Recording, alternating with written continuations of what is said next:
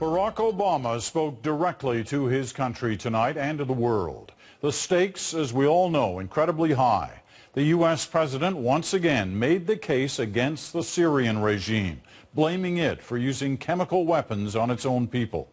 He spoke about the latest diplomatic efforts, but insisted a military option is not off the table.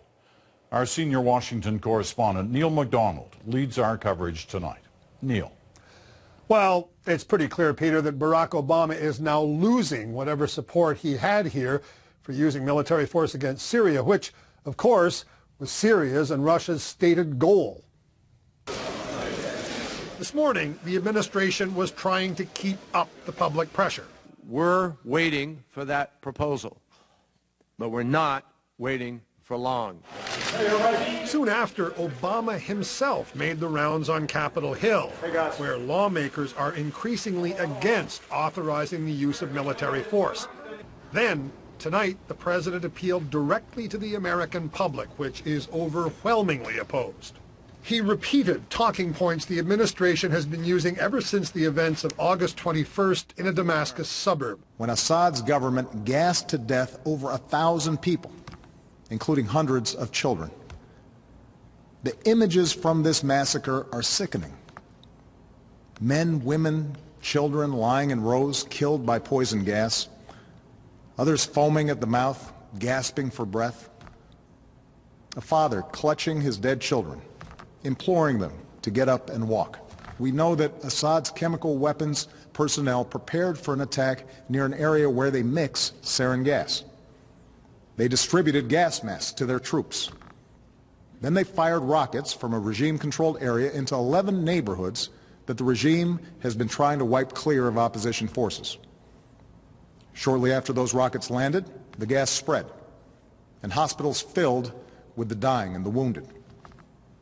We know senior figures in Assad's military machine reviewed the results of the attack, and the regime increased their shelling of the same neighborhoods in the days that followed.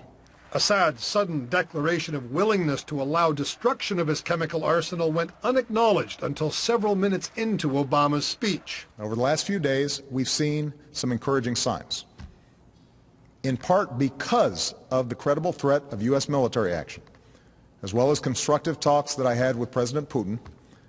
The Russian government has indicated a willingness to join with the international community in pushing Assad to give up his chemical weapons. The Assad regime has now admitted that it has these weapons, and even said they joined the Chemical Weapons Convention, which prohibits their use. It's too early to tell whether this offer will succeed, and any agreement must verify that the Assad regime keeps its commitments. Then Obama returned to the gassing of civilians, pleading his case to maintain a credible threat. I've ordered our military to maintain their current posture, to keep the pressure on Assad, and to be in a position to respond if diplomacy fails. I believe we should act. That's what makes America different. That's what makes us exceptional.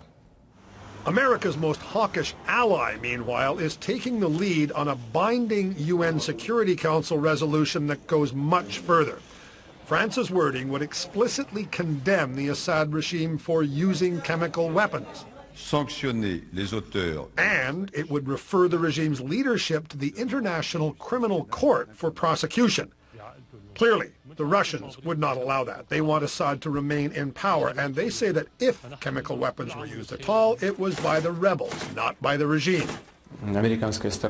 Furthermore, said President Vladimir Putin today, America must renounce any strikes on Syria as a precondition.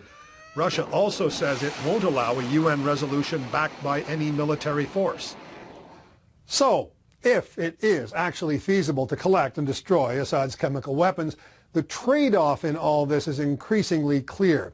In return, Bashar al-Assad would not only get away with gassing his own people, but he would remain in power and in a position to turn the rest of his formidable military arsenal against his own citizens. Obama, in fact, stressed tonight that he does not want to remove Assad by force. Leaving him in place would be an ugly compromise, Peter, but it would also be realpolitik. Neil MacDonald in Washington tonight. Thanks, Neil.